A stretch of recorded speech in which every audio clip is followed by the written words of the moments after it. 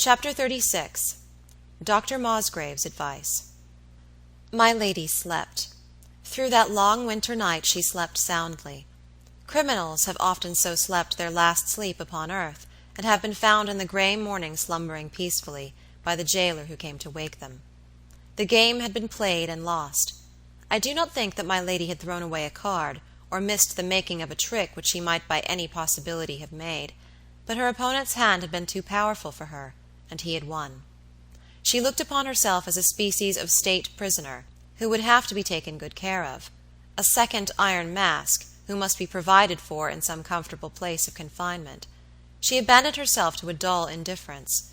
She had lived 100 lives within the space of the last few days of her existence, and she had worn out her capacity for suffering, for a time at least. She ate her breakfast, and took her morning bath, and emerged with perfumed hair and in the most exquisitely careless of morning toilets from her luxurious dressing-room. She looked at herself in the cheval glass before she left the room. A long night's rest had brought back the delicate rose tints of her complexion, and the natural luster of her blue eyes. That unnatural light which had burned so fearfully the day before had gone, and my lady smiled triumphantly as she contemplated the reflection of her beauty. The days were gone in which her enemies could have branded her with white-hot irons, and burned away the loveliness which had done such mischief. Whatever they did to her, they must leave her her beauty, she thought. At the worst, they were powerless to rob her of that. The March day was bright and sunny, with a cheerless sunshine, certainly. My lady wrapped herself in an Indian shawl, a shawl that had cost Sir Michael 100 guineas. I think she had an idea that it would be well to wear this costly garment, so that if hustled suddenly away, she might carry at least one of her possessions with her. Remember how much she had periled for a fine house and gorgeous furniture, for carriages and horses, jewels and laces, and do not wonder if she clings with a desperate tenacity to gauds and gewgaws in the hour of her despair. If she had been Judas, she would have held to her 30 pieces of silver to the last moment of her shameful life. Mr. Robert Audley breakfasted in the library. He sat long over his solitary cup of tea, smoking his meerschaum pipe, and meditating darkly upon the task that lay before him. "I will appeal to the experience of this Dr. Mosgrave," he thought. "Physicians and lawyers are the confessors of this prosaic 19th century. Surely he will be able to help me." The first fast train from London arrived at Audley at 10:30, and at 5 minutes before 11, Richards, the grave servant, announced Dr. Alwyn Mosgrave. The physician from Savile Row was a tall man of about 50 years of age. He was thin and sallow, with lantern jaws, and eyes of a pale, feeble gray that seemed as if they had once been blue, and had faded by the progress of time to their present neutral shade. However powerful the science of medicine as wielded by Dr. Alwyn Mosgrave, it had not been strong enough to put flesh upon his bones, or brightness into his face. He had a strangely expressionless, and yet strangely attentive countenance. He had the face of a man who had spent the greater part of his life in listening to other people, and who had parted with his own individuality and his own passions at the very outset of his career. He bowed to Robert Audley, took the opposite seat indicated by him, and addressed his attentive face to the young barrister. Robert saw that the physician's glance for a moment lost its quiet look of attention, and became earnest and searching. "He is wondering whether I am the patient," thought Mr. Audley, "and is looking for the diagnoses of madness in my face." Dr. Mosgrave spoke as if in answer to this thought. "Is it not about your own health that you wish to consult me?" he said interrogatively. "Oh, no." Dr. Mosgrave looked at his watch, a 50-guinea Benson-made chronometer, which he carried loose in his waistcoat pocket as carelessly as if it had been a potato.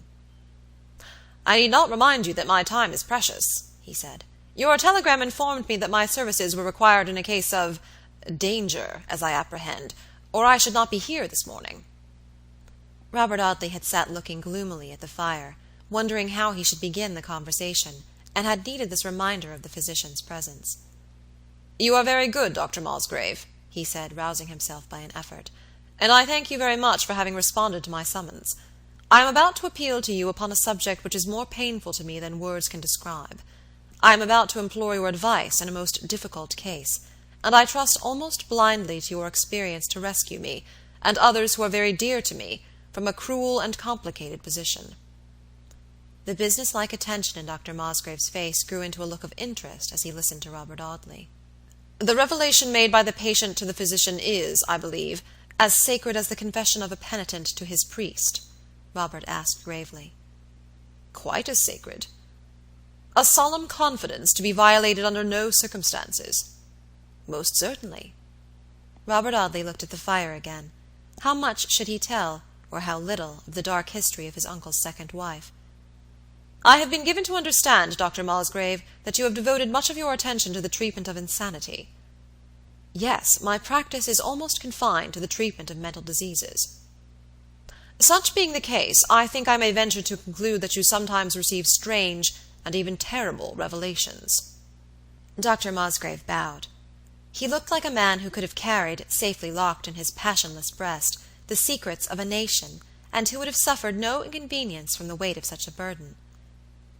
"The story which I am about to tell you is not my own story," said Robert, after a pause.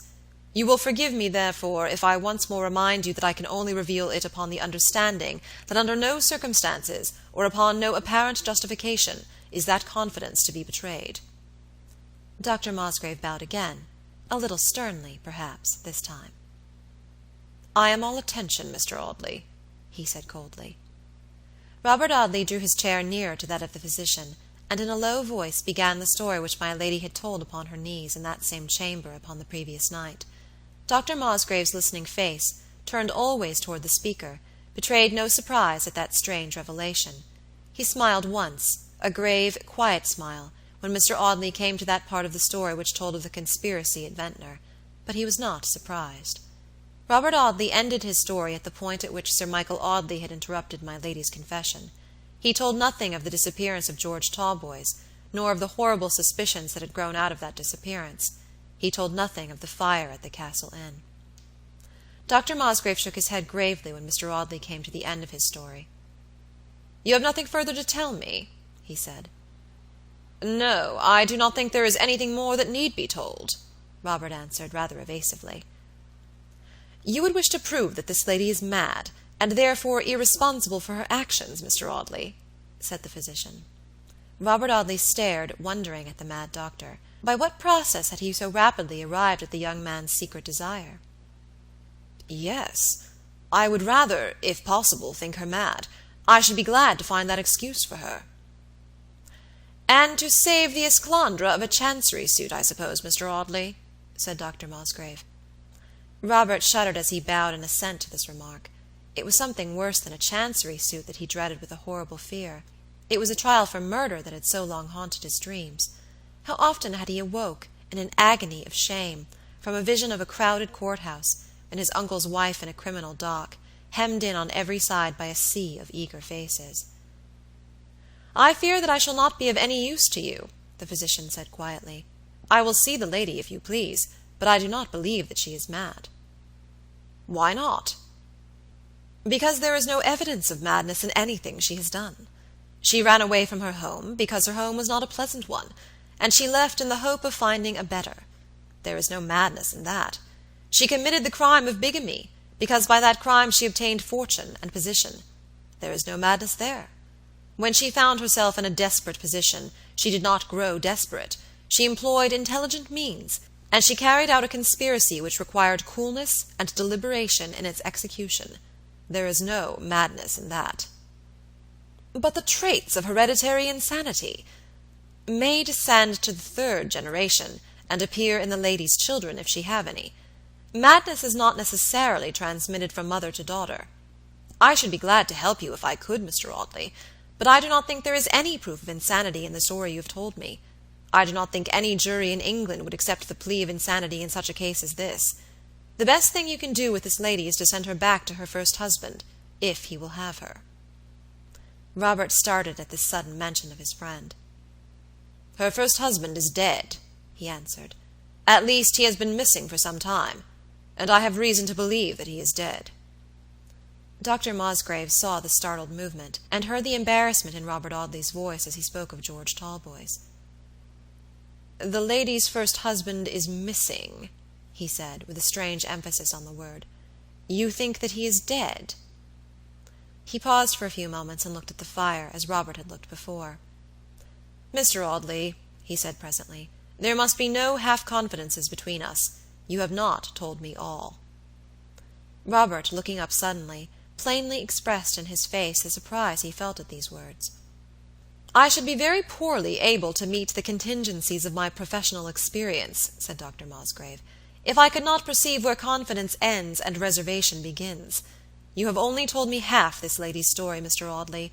You must tell me more before I can offer you any advice. What has become of the first husband?" He asked this question in a decisive tone, as if he knew it to be the keystone of an arch. "I have already told you, Dr. Mosgrave, that I do not know." "Yes," answered the physician, "but your face has told me what you have withheld from me. It has told me that you suspect." Robert Audley was silent. "If I am to be of any use to you, you must trust me, Mr. Audley," said the physician. "The first husband disappeared. How and when? I want to know the history of his disappearance." Robert paused for some time before he replied to this speech, but by and by he lifted his head, which had been bent in an attitude of earnest thought, and addressed the physician. "I will trust you, Dr. Mosgrave," he said. "I will confide entirely in your honor and goodness. I do not ask you to do any wrong to society, but I ask you to save our stainless name from degradation and shame, if you can do so conscientiously." He told the story of George's disappearance and of his own doubts and fears, heaven knows how reluctantly. Dr. Mosgrave listened as quietly as he had listened before. Robert concluded with an earnest appeal to the physician's best feelings. He implored him to spare the generous old man whose fatal confidence in a wicked woman had brought such misery upon his declining years. It was impossible to draw any conclusion, either favorable or otherwise, from Dr. Mosgrave's attentive face. He rose when Robert had finished speaking, and looked at his watch once more. "I can only spare you 20 minutes," he said. "I will see the lady, if you please.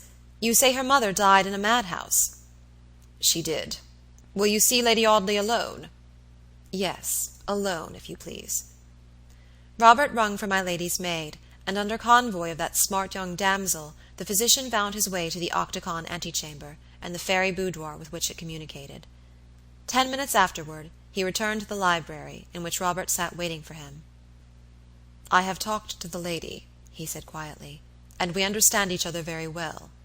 There is latent insanity which might never appear, or which might appear only once or twice in a lifetime. It would be a dementia in its worst phase, perhaps, acute mania, but its duration would be very brief, and it would only arise under extreme mental pressure. The lady is not mad, but she has the hereditary taint in her blood.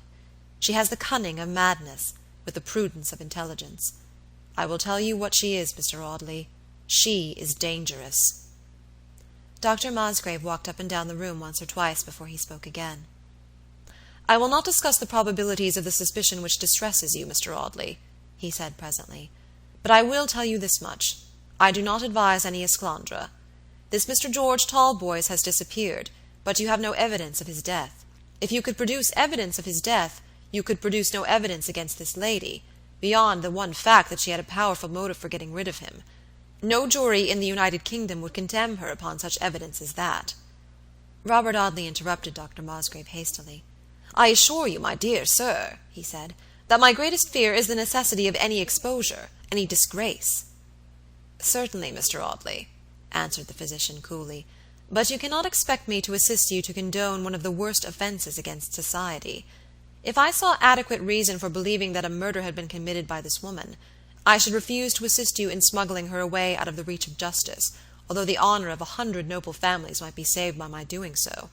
But I do not see adequate reason for your suspicions, and I will do my best to help you."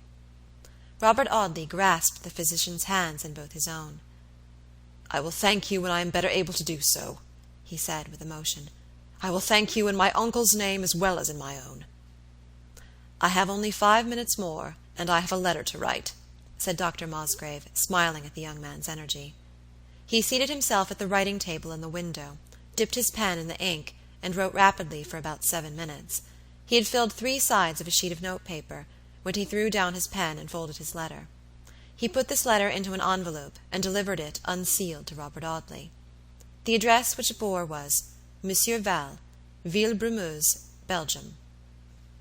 Mr. Audley looked rather doubtfully from this address to the doctor, who was putting on his gloves as deliberately as if his life had never known a more solemn purpose than the proper adjustment of them. "That letter," he said in answer to Robert Audley's inquiring look, "is written to my friend Monsieur Val, the proprietor and medical superintendent of a very excellent maison de santé in the town of Villebrumeuse. We have known each other for many years, and he will no doubt willingly receive Lady Audley into his establishment, and charge himself with the full responsibility of her future life. It will not be a very eventful one." Robert Audley would have spoken. He would have once more expressed his gratitude for the help which had been given to him, but Dr. Mosgrave checked him with an authoritative gesture. "From the moment in which Lady Audley enters that house," he said, "her life, so far as life is made up of action and variety, will be finished. Whatever secrets she may have will be secrets forever. Whatever crimes she may have committed she will be able to commit no more. If you were to dig a grave for her in the nearest churchyard and bury her alive in it, you could not more safely shut her from the world and all worldly associations.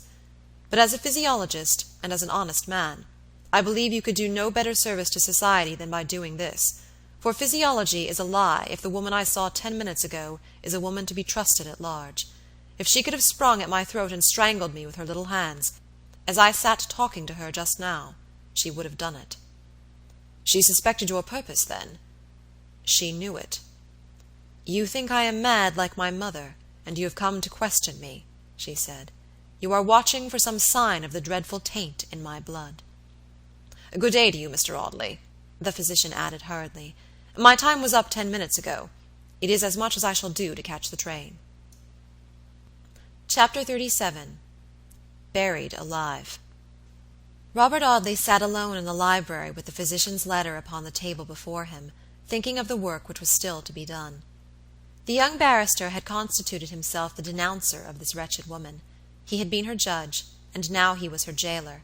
Not until he had delivered the letter which lay before him to its proper address, not until he had given up his charge into the safe keeping of the foreign madhouse doctor, not until then would the dreadful burden be removed from him and his duty done.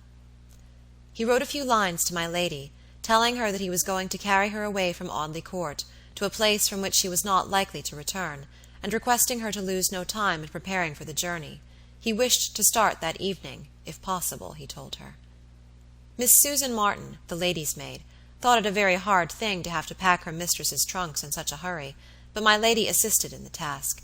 She toiled resolutely in directing and assisting her servant, who scented bankruptcy and ruin in all this packing up and hurrying away, and was therefore rather languid and indifferent in the discharge of her duties, and at 6 o'clock in the evening she sent her attendant to tell Mr. Audley that she was ready to depart as soon as he pleased. Robert had consulted a volume of Bradshaw, and had discovered that Villebrumeuse lay out of the track of all railway traffic, and was only approachable by diligence from Brussels. The mail for Dover left London Bridge at 9 o'clock, and could be easily caught by Robert and his charge, as the 7 o'clock up train from Audley reached Shoreditch at 8:15. Traveling by the Dover and Calais route, they would reach Villebrumeuse by the following afternoon or evening. It was late in the afternoon of the next day when the diligence bumped and rattled over the uneven paving of the principal street in Villebrumeuse. Robert Audley and my lady had had the coupé of the diligence to themselves for the whole of the journey, for there were not many travellers between Brussels and Villebrumeuse, and the public conveyance was supported by the force of tradition rather than any great profit attaching to it as a speculation. My lady had not spoken during the journey, except to decline some refreshments which Robert had offered her at a halting place upon the road. Her heart sunk when they left Brussels behind, for she had hoped that city might have been the end of her journey, and she had turned with a feeling of sickness and despair from the dull Belgian landscape. She looked up at last as the vehicle jolted into a great stony quadrangle, which had been the approach to a monastery once, but which was now the courtyard of a dismal hotel, in whose cellars legions of rats skirmished and squeaked, even while the broad sunshine was bright in the chambers above. Lady Audley shuddered as she alighted from the diligence, and found herself in that dreary courtyard.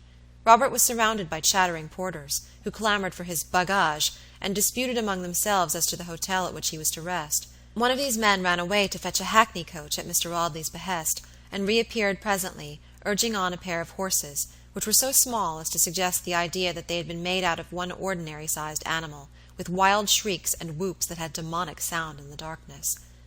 Mr. Audley left my lady in a dreary coffee-room in the care of a drowsy attendant, while he drove away to some distant part of the quiet city. There was official business to be gone through before Sir Michael's wife could be quietly put away in the place suggested by Dr. Mosgrave. Robert had to see all manner of important personages, and to take numerous oaths, and to exhibit the English physician's letter, and to go through much ceremony of signing and countersigning before he could take his lost friend's cruel wife to the home which was to be her last upon earth. Upward of 2 hours elapsed before all this was arranged, and the young man was free to return to the hotel, where he found his charge staring absently at a pair of wax candles, with a cup of untasted coffee standing cold and stagnant before her. Robert handed my lady into the hired vehicle, and took his seat opposite to her once more. "Where are you going to take me?" she asked at last. "I am tired of being treated like some naughty child, who is put into a dark cellar as a punishment for its offenses. Where are you taking me?" "To a place in which you will have ample leisure to repent the past, Mrs. Talboys," Robert answered gravely. They had left the paved streets behind them, and had emerged out of a great gaunt square, in which there appeared to be about half a dozen cathedrals, into a small boulevard, a broad lamplit road, on which the shadows of the leafless branches went and came tremblingly, like the shadows of a paralytic skeleton. There were houses here and there upon this boulevard, stately houses, entre cour et jardin, and with plaster vases of geraniums on the stone pillars of the ponderous gateways. The rumbling hackney carriage drove upward of 3/4 of a mile along the smooth roadway before it drew up against a gateway, older and more ponderous than any of those they had passed. My lady gave a little scream as she looked out of the coach window. The gaunt gateway was lighted by an enormous lamp, a great structure of iron and glass, in which one poor little shivering flame struggled with the March wind. The coachman rang the bell, and a little wooden door at the side of the gate was opened by a gray-haired man, who looked out at the carriage and then retired. He reappeared 3 minutes afterward behind the folding iron gates, which he unlocked and threw back to their full extent, revealing a dreary desert of stone-paved courtyard. The coachman led his wretched horses into the courtyard, and piloted the vehicle to the principal doorway of the house, a great mansion of gray stone, with several long ranges of windows, many of which were dimly lighted, and looked out like the pale eyes of weary watchers upon the darkness of the night. My lady, watchful and quiet as the cold stars in the wintry sky, looked up at these casements with an earnest and scrutinizing gaze. One of the windows was shrouded by a scanty curtain of faded red, and upon this curtain there went and came a dark shadow, the shadow of a woman with a fantastic headdress, the shadow of a restless creature, who paced perpetually backward and forward before the window. Sir Michael Audley's wicked wife laid her hand suddenly upon Robert's arm, and pointed with the other hand to this curtained window. "I know where you have brought me," she said. "This is a madhouse." Mr. Audley did not answer her. He had been standing at the door of the coach when she addressed him, and he quietly assisted her to alight, and led her up a couple of shallow stone steps and into the entrance hall of the mansion. He handed Dr. Mosgrave's letter to a neatly dressed, cheerful-looking, middle-aged woman, who came tripping out of a little chamber which opened out of the hall, and was very much like the bureau of a hotel. This person smilingly welcomed Robert and his charge, and after dispatching a servant with the letter, invited them into her pleasant little apartment, which was gaily furnished with bright amber curtains, and heated by a tiny stove. "Madame finds herself very much fatigued?" the Frenchwoman said interrogatively, with a look of intense sympathy, as she placed an armchair for my lady. Madame shrugged her shoulders wearily, and looked round the little chamber with a sharp glance of scrutiny that betokened no very great favor. "What is this place, Robert Audley?" she cried fiercely. "Do you think I am a baby, that you may juggle with and deceive me? What is it? It is what I said just now, is it not?" "It is a maison de santé, my lady," the young man answered gravely. "I have no wish to juggle with or to deceive you." My lady paused for a few moments, looking reflectively at Robert. "A maison de santé?" she repeated. "Yes, they manage these things better in France. In England we should call it a madhouse. This is a house for mad people. This, is it not, madame?" she said in French, turning upon the woman and tapping the polished floor with her foot. "Ah, but no, madame," the woman answered with a shrill scream of protest. "It is an establishment of the most agreeable, where one amuses oneself." She was interrupted by the entrance of the principal of this agreeable establishment, who came beaming into the room with a radiant smile illuminating his countenance, and with Dr. Mosgrave's letter open in his hand. It was impossible to say how enchanted he was to make the acquaintance of Monsieur, There was nothing upon earth which he was not ready to do for Monsieur in his own person, and nothing under heaven which he would not strive to accomplish for him, as the friend of his acquaintance, so very much distinguished, the English doctor. Dr. Mosgrave's letter had given him a brief synopsis of the case, he informed Robert in an undertone, and he was quite prepared to undertake the care of the charming and very interesting Madame. He rubbed his hands politely, and looked at Robert. Mr. Audley remembered, for the first time, that he had been recommended to introduce his wretched charge under a feigned name. He affected not to hear the proprietor's question.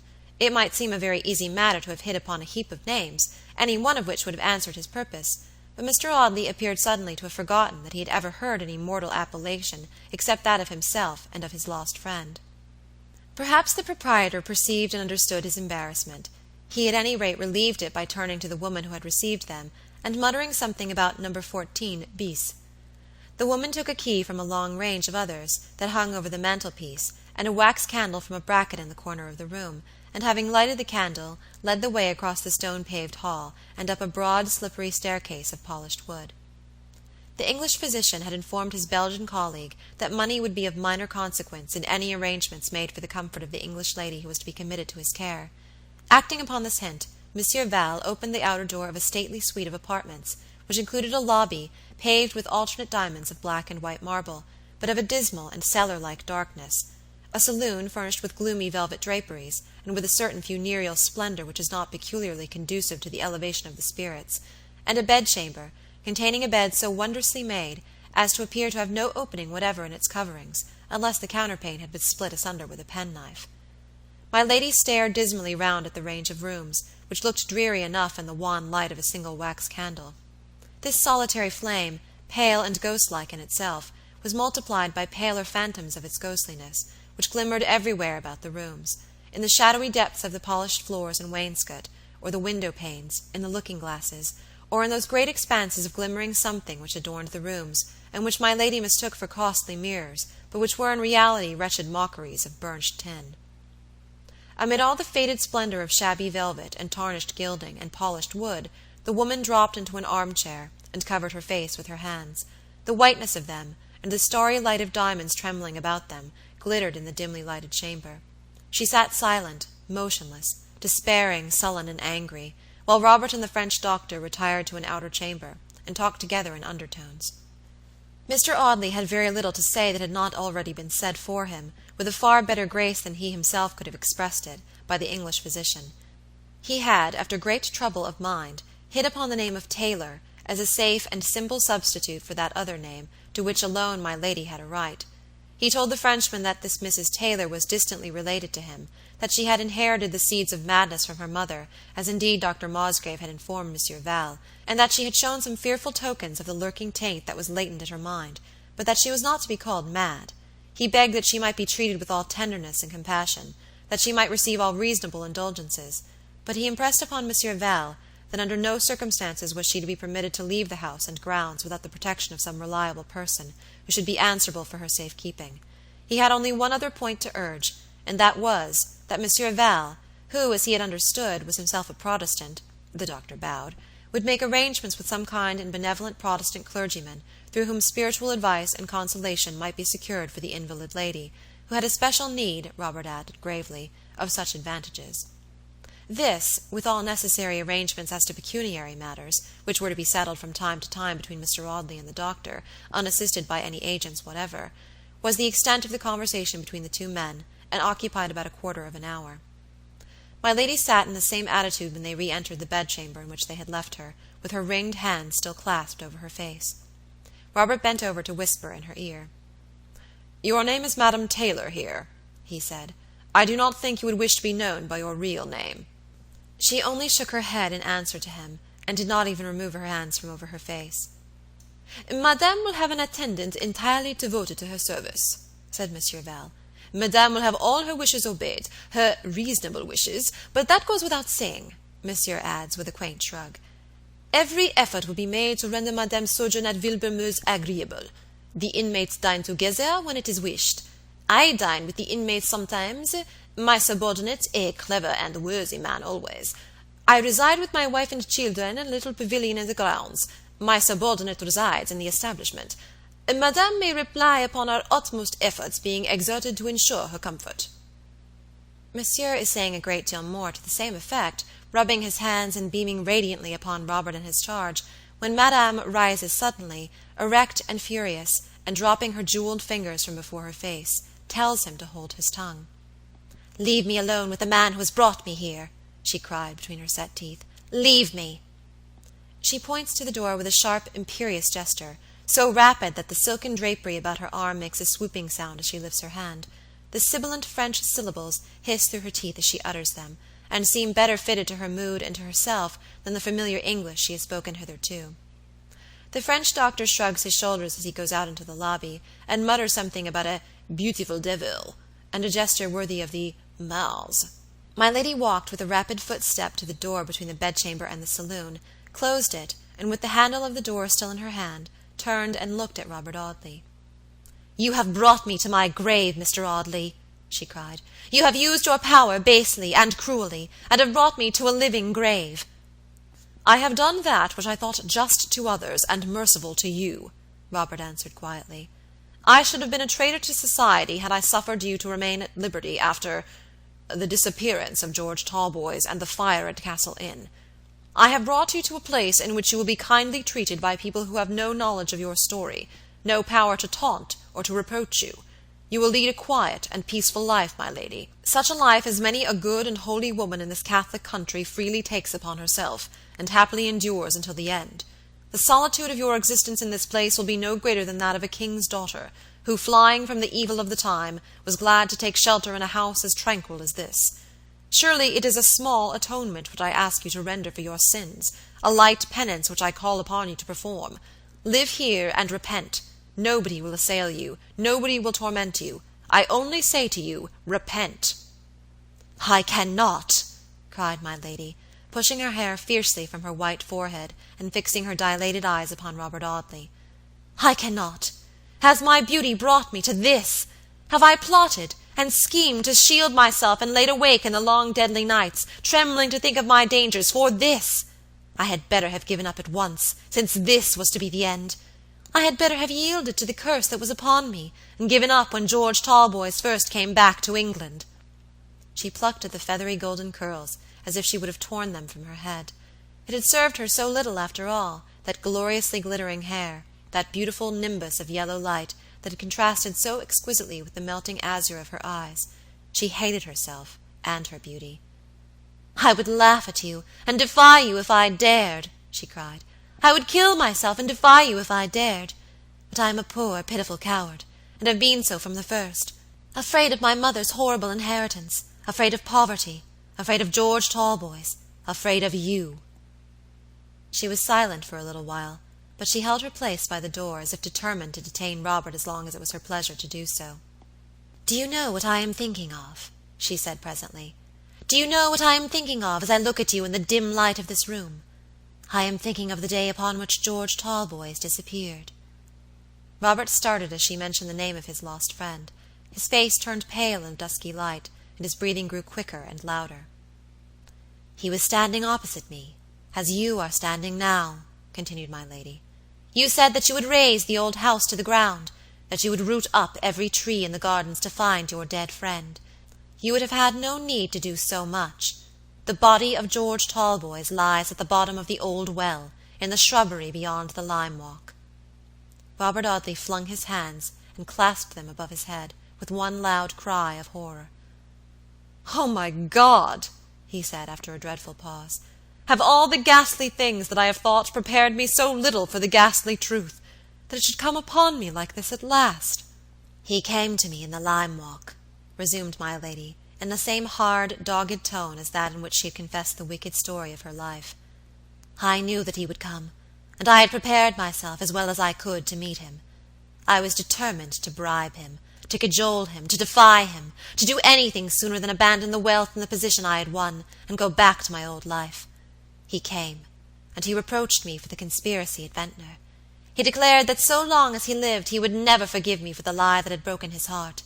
He told me that I had plucked his heart out of his breast and trampled upon it, and that he had now no heart in which to feel one sentiment of mercy for me.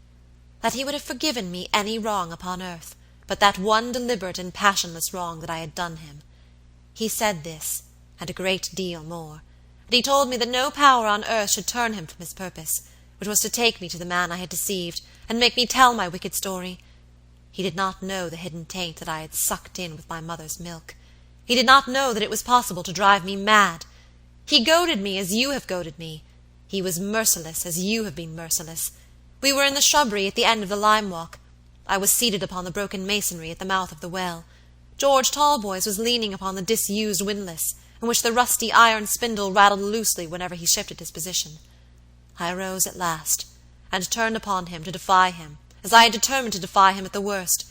I told him that if he denounced me to Sir Michael, I would declare him to be a madman or a liar, and I defied him to convince the man who loved me, blindly as I told him, that he had any claim to me. I was going to leave him after having told him this, when he caught me by the wrist and detained me by force. You saw the bruises that his fingers made upon my wrist, and noticed them, and did not believe the account I gave of them. I could see that, Mr. Robert Audley, and I saw that you were a person I should have to fear." She paused, as if she had expected Robert to speak, but he stood silent and motionless, waiting for the end. "George Talboys treated me as you treated me," she said petulantly. "He swore that if there was but one witness of my identity, and that witness was removed from Audley Court by the width of the whole earth, he would bring him there to swear to my identity, and to denounce me. It was then that I was mad.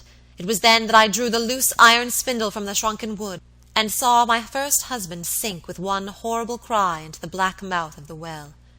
There is a legend of its enormous depth. I do not know how deep it is. It is dry, I suppose, for I heard no splash, only a dull thud. I looked down, and I saw nothing but black emptiness. I knelt down and listened, but the cry was not repeated, though I waited for nearly a quarter of an hour, God knows how long it seemed to me, by the mouth of the well." Robert Audley uttered a word of horror when the story was finished. He moved a little nearer toward the door against which Helen Talboys stood. Had there been any other means of exit from the room, he would gladly have availed himself of it. He shrank from even a momentary contact with this creature. "Let me pass you, if you please," he said in an icy voice. "You see I do not fear to make my confession to you," said Helen Talboys, "for two reasons. The first is, that you dare not use it against me, because you know it would kill your uncle to see me in a criminal dock. The second is, that the law could pronounce no worse sentence than this, a lifelong imprisonment in a madhouse. You see I do not thank you for your mercy, Mr. Robert Audley, for I know exactly what it is worth." She moved away from the door, and Robert passed her without a word, without a look. Half an hour afterward he was in one of the principal hotels at Villebremeuse, sitting at a neatly ordered supper table, with no power to eat, with no power to distract his mind, even for a moment, from the image of that lost friend who had been treacherously murdered in the thicket at Audley Court. Chapter 38. Ghost Haunted. No feverish sleeper traveling in a strange dream ever looked out more wonderingly upon a world that seemed unreal than Robert Audley, as he stared absently at the flat swamps and dismal poplars between Villebremeuse and Brussels. Could it be that he was returning to his uncle's house without the woman who had reigned in it for nearly 2 years as queen and mistress? He felt as if he had carried off my lady, and had made away with her secretly and darkly, and must now render up an account to Sir Michael of the fate of that woman, whom the baronet had so dearly loved. "What shall I tell him?" he thought. "Shall I tell the truth, the horrible, ghastly truth? No, that would be too cruel. His generous spirit would sink under the hideous revelation. Yet, in his ignorance of the extent of this wretched woman's wickedness, he may think perhaps that I have been hard with her." Brooding thus, Mr. Robert Audley absently watched the cheerless landscape from the seat in the shabby coupé of the diligence, and thought how great a leaf had been torn out of his life, now that the dark story of George Talboys was finished. What had he to do next? A crowd of horrible thoughts rushed into his mind, as he remembered the story that he had heard from the white lips of Helen Talboys. His friend, his murdered friend, lay hidden among the mouldering ruins of the old well at Audley Court. He had lain there for 6 long months, unburied, unknown. hidden in the darkness of the old convent well. What was to be done? To institute a search for the remains of the murdered man was to inevitably bring about a coroner's inquest. Should such an inquest be held, it was next to impossible that the history of my lady's crime could fail to be brought to light. To prove that George Talboys met with his death at Audley Court was to prove almost as surely that my lady had been the instrument of that mysterious death, for the young man had been known to follow her into the lime walk upon the day of his disappearance. "My God!" Robert exclaimed, as the full horror of his position became evident to him. "Is my friend to rest in this unhallowed burial place, because I have condoned the offences of the woman who murdered him?" He felt that there was no way out of this difficulty. Sometimes he thought that it little mattered to his dead friend whether he lay entombed beneath a marble monument, whose workmanship should be the wonder of the universe, or in that obscure hiding-place in the thicket at Audley Court. At another time he would be seized with a sudden horror at the wrong that had been done to the murdered man, and would fain have travelled even more rapidly than the express between Brussels and Paris could carry him, in his eagerness to reach the end of his journey, that he might set right this cruel wrong. He was in London at dusk on the second day after that on which he had left Audley Court, and he drove straight to the Clarendon, to inquire after his uncle. He had no intention of seeing Sir Michael, as he had not yet determined how much or how little he should tell him, but he was very anxious to ascertain how the old man had sustained the cruel shock he had so lately endured. "I will see Alicia," he thought. "She will tell me all about her father. It is only 2 days since he left Audley. I can scarcely expect to hear of any favourable change." But Mr. Audley was not destined to see his cousin that evening, for the servants at the Clarendon told him that Sir Michael and his daughter had left by the morning mail for Paris, on their way to Vienna. Robert was very well pleased to receive this intelligence. It afforded him a welcome respite, for it would be decidedly better to tell the baronet nothing of his guilty wife until he returned to England, with health unimpaired and spirits re-established, it was to be hoped. Mr. Audley drove to the Temple. The chambers which had seemed dreary to him ever since the disappearance of George Talboys were doubly so tonight, for that which had been only a dark suspicion had now become a horrible certainty. There was no longer room for the palest ray, the most transitory glimmer of hope. His worst terrors had been too well founded. George Talboys had been cruelly and treacherously murdered by the wife he had loved and mourned. There were 3 letters waiting for Mr. Audley at his chambers. One was from Sir Michael, and another from Alicia. The third was addressed in a hand the young barrister knew only too well, though he had seen it but once before. His face flushed redly at the sight of the superscription, and he took the letter in his hand, carefully and tenderly, as if it had been a living thing, and sentient to his touch. He turned it over and over in his hands, looking at the crest upon the envelope, at the postmark, at the colour of the paper, and then put it into the bosom of his waistcoat, with a strange smile upon his face. "What a wretched and unconscionable fool I am," he thought. "Have I laughed at the follies of weak men all my life, and am I to be more foolish than the weakest of them at last? The beautiful brown-eyed creature. Why did I ever see her? Why did my relentless nemesis ever point the way to that dreary house in Dorsetshire?" He opened the first 2 letters. He was foolish enough to keep the last for a delicious morsel, a fairy-like dessert after the commonplace substantialities of a dinner. Alicia's letter told him that Sir Michael had borne his agony with such a persevering tranquillity that she had become at last far more alarmed by his patient calmness than by any stormy manifestation of despair. In this difficulty she had secretly called upon the physician who attended the Audley household in any cases of serious illness, and had requested this gentleman to pay Sir Michael an apparently accidental visit. He had done so, and after stopping half an hour with the baronet, had told Alicia that there was no present danger of any serious consequence from this great grief, but that it was necessary that every effort should be made to arouse Sir Michael, and to force him, however unwillingly, into action. Alicia had immediately acted upon this advice, had resumed her old empire as a spoiled child, and reminded her father of a promise he had made of taking her through Germany. With considerable difficulty she had induced him to consent to fulfilling this old promise, and having once gained her point, she had contrived that they should leave England as soon as it was possible to do so, and she told Robert, in conclusion, that she would not bring her father back to his old house, until she had taught him to forget the sorrows associated with it. The baronet's letter was very brief. It contained 6 blank cheques on Sir Michael Audley's London bankers. "You will require money, my dear Robert," he wrote, "for such arrangements as you may think fit to make for the future comfort of the person I committed to your care. I need scarcely tell you that those arrangements cannot be too liberal. But perhaps it is as well that I should tell you now, for the first and only time, that it is my earnest wish never again to hear that person's name. I have no wish to be told the nature of the arrangements you may make for her. I am sure that you will act conscientiously and mercifully. I seek to know no more. Whenever you want money, you will draw upon me for any sums that you may require, but you will have no occasion to tell me for whose use you want that money." Robert Audley breathed a long sigh of relief as he folded this letter. It released him from a duty which it would have been most painful for him to perform, and it forever decided his course of action with regard to the murdered man. George Talboys must lie at peace in his unknown grave, and Sir Michael Audley must never learn that the woman he had loved bore the red brand of murder on her soul. Robert had only the 3rd letter to open, the letter which he had placed in his bosom while he read the others. He tore open the envelope, handling it carefully and tenderly as he had done before. The letter was as brief as Sir Michael's. It contained only these few lines. "Dear Mr. Audley, the rector of this place has been twice to see Marks, the man you saved in the fire at the Castle Inn.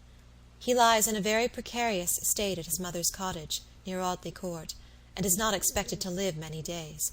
His wife is attending him, and both he and she have expressed a most earnest desire that you should see him before he dies.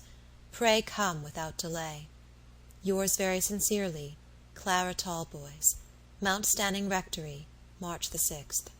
Robert Audley folded this letter very reverently, and placed it underneath that part of his waistcoat which might be supposed to cover the region of his heart. Having done this, he seated himself in his favourite armchair, filled and lighted a pipe, and smoked it out, staring reflectingly at the fire as long as his tobacco lasted. "What can that man Marks want with me?" thought the barrister. "He is afraid to die until he has made confession, perhaps. He wishes to tell me that which I know already, the story of my lady's crime. I knew that he was in on the secret. I was sure of it even upon the night on which I first saw him. He knew the secret, and he traded on it." Robert Audley shrank strangely from returning to Essex. How should he meet Clara Talboys now that he knew the secret of her brother's fate? How many lies he should have to tell, or how much equivocation he must use in order to keep the truth from her? Yet would there be any mercy in telling that horrible story, the knowledge of which must cast a blight upon her youth, and blot out every hope she had even secretly cherished? He knew by his own experience how possible it was to hope against hope, and to hope unconsciously, and he could not bear that her heart should be crushed as his had been by the knowledge of the truth. Better that she should hope vainly to the last, he thought. Better that she should go through life seeking the clue to her lost brother's fate, than that I should give that clue into her hands, and say, "Our worst fears are realized. The brother you loved has been foully murdered in the early promise of his youth." But Clara Talboys had written to him, imploring him to return to Essex without delay. Could he refuse to do her bidding, however painful its accomplishment might be? And again the man was dying, perhaps, and had implored to see him. Would it not be cruel to refuse to go, to delay an hour unnecessarily? He looked at his watch. It wanted only 5 minutes to 9. There was no train to Audley after the Ipswich mail, which left London at 8:30, but there was a train that left Shoreditch at 11, and stopped at Brentwood between 12 and 1. Robert decided upon going by this train, and walking the distance between Brentwood and Audley, which was upwards of 6 miles. He had a long time to wait before it would be necessary to leave the Temple on his way to Shoreditch, and he sat brooding darkly over the fire, and wondering at the strange events which had filled his life within the last year and a half, coming like angry shadows between his lazy inclinations and himself, and investing him with purposes that were not his own.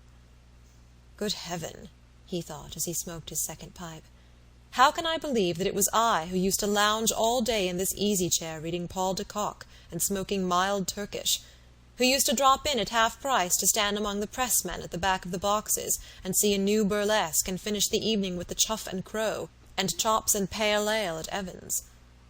Was it I to whom life was such an easy merry-go-round? Was it I who was one of the boys who sit at ease upon the wooden horses, while other boys run barefoot in the mud and work their hardest in the hope of a ride when their work is done? Heaven knows I have learned the business of life since then, and now I must needs fall in love and swell the tragic chorus which is always being sung by the poor addition of my pitiful sighs and groans. Clara Talboys, Clara Talboys, is there any merciful smile latent beneath the earnest light of your brown eyes? What would you say to me if I told you that I love you as earnestly and truly as I have mourned for your brother's fate, that the new strength and purpose of my life, which has grown out of my friendship for the murdered man, grows even stronger as it turns to you, and changes me until I wonder at myself? What would she say to me? Heaven knows. If she happened to like the color of my hair or the tone of my voice, she might listen to me, perhaps. But would she hear me any more because I love her truly and purely, because I would be constant and honest and faithful to her? Not she. These things might move her, perhaps, to be a little pitiful to me, but they would move her no more. If a girl with freckles and white eyelashes adored me, I should only think her a nuisance. But if Clara Talboys had a fancy to trample upon my uncouth person, I should think she did me a favour. I hope poor little Alicia may pick up with some fair-haired Saxon in the course of her travels. I hope—" His thoughts wandered away wearily and lost themselves. How could he hope for anything, or think of anything, while the memory of his dead friend's unburied body haunted him like a horrible spectre? He remembered a story, a morbid, hideous, yet delicious story, which had once pleasantly congealed his blood on a social winter's evening, the story of a man, monomaniac perhaps, who had been haunted at every turn by the image of an unburied kinsman, who could not rest in his unhallowed hiding-place. What if that dreadful story had its double in reality? What if he were henceforth to be haunted by the phantom of murdered George Talboys? He pushed his hair away from his face with both hands, and looked rather nervously around the snug little apartment. There were lurking shadows in the corners of the room that he scarcely liked. The door opening into his little dressing-room was ajar. He got up to shut it, and turned the key in the lock with a sharp click. "I haven't read Alexander Dumas and Wilkie Collins for nothing," he muttered. "I'm up to their tricks, sneaking in at doors behind a fellow's back, and flattening their white faces against window-panes, and making themselves all eyes in the twilight. It's a strange thing that your generous-hearted fellow, who never did a shabby thing in his life, is capable of any meanness the moment he becomes a ghost. I'll have the gas laid on tomorrow, and I'll engage Mrs. Maloney's eldest son to sleep under the letter-box in the lobby. The youth plays popular melodies upon a piece of tissue-paper and a small tooth-comb, and it will be quite pleasant company." Mr. Audley walked wearily up and down the room, trying to get rid of the time. It was no use leaving the Temple until 10 o'clock, and even then he would be sure to reach the station half an hour too early. He was tired of smoking. The soothing narcotic influence might be pleasant enough in itself, but the man must be of a singularly unsocial disposition who does not, after a half-dozen lonely pipes, feel the need of some friendly companion, at whom he can stare dreamily athwart the pale grey mists, and who will stare kindly back at him in return. Do not think that Robert Audley was without friends, because he so often found himself alone in his chambers. The solemn purpose which had taken so powerful a hold upon his careless life had separated him from old associations, and it was for this reason that he was alone. He had dropped away from his old friends. How could he sit among them, at social wine-parties perhaps, or at social little dinners, that were washed down with nonpareil and chambertin, Ponnard and champagne? How could he sit among them, listening to their careless talk of politics and opera, literature and racing, theatres and science, scandal and theology, and yet carry in his mind the horrible burden of those dark terrors and suspicions that were with him by day and by night? He could not do it. He had shrunk from those men as if he had indeed been a detective police officer, stained with vile associations and unfit company for honest gentlemen. He had drawn himself away from all familiar haunts, and shut himself in his lonely rooms with the perpetual trouble of his mind for his sole companion, till he had grown as nervous as habitual solitude will eventually make the strongest and the wisest man, however he may vaunt himself of his strength and wisdom. The clock of the Temple Church and the clocks of St. Dunstan's, St. Clement's Danes, and a crowd of other churches, whose steeples uprear themselves above the housetops by the river, struck 10 at last, and Mr. Audley, who had put on his hat and overcoat nearly a half-hour before, let himself out of the little lobby, and locked his door behind him. He mentally reiterated his determination to engage Parthrick, as Mrs. Maloney's eldest son was called by his devoted mother. The youth should enter upon his functions the very night after, and if the ghost of the hapless George Talboys should invade these gloomy apartments, the phantom must make its way across Patrick's body before it could reach the inner chamber in which the proprietor of the premises slept. Do not laugh at poor George because he grew hypochondriacal after hearing the horrible story of his friend's death. There is nothing so delicate, so fragile, as that invisible balance upon which the mind is always trembling, mad today and sane tomorrow. Who can forget that almost terrible picture of Dr. Samuel Johnson, the awful disputant of the club-room, solemn, ponderous, severe and merciless, the admiration and the terror of humble Bossy, the stern monitor of gentle Oliver, the friend of Garrick and Reynolds tonight, and before tomorrow's sunset, a weak, miserable old man, discovered by good Mr. and Mrs. Thrale, kneeling upon the floor of his lonely chamber, in an agony of childish terror and confusion, and praying to a merciful God for the preservation of his wits. I think the memory of that dreadful afternoon, and of the tender care he then received, should have taught the doctor to keep his hand steady at Streatham, when he took his bedroom candlestick, from which it was his habit to shower rivulets of molten wax upon the costly carpet of his beautiful protectress, and might have even had a more enduring effect, and taught him to be more merciful, when the brewer's widow went mad in her turn, and married that dreadful creature, the Italian singer. Who has not been, or is not to be mad in some lonely hour of life? Who is quite safe from the trembling of the balance? Fleet Street was quiet and lonely at this late hour, and Robert Audley, being in a ghost-seeing mood, would have been scarcely astonished had he seen Johnson's set come roistering westward in the lamplight, or blind John Milton groping his way down the steps before St. Bride's Church. Mr. Audley hailed a hansom at the corner of Farringdon Street, and was rattled rapidly away across tenantless Smithfield Market, and into a labyrinth of dingy streets that brought him out upon the broad grandeur of Finsbury pavement. The hansom rattled up the steep and stony approach to Shoreditch Station, and deposited Robert at the doors of that unlovely temple. There were very few people going into travel by this midnight train, and Robert walked up and down the long wooden platform, reading the huge advertisements whose gaunt lettering looked wan and ghastly in the dim lamplight. He had the carriage in which he sat all to himself. All to himself, did I say? Had he not lately summoned to his side that ghostly company which of all companionship is the most tenacious?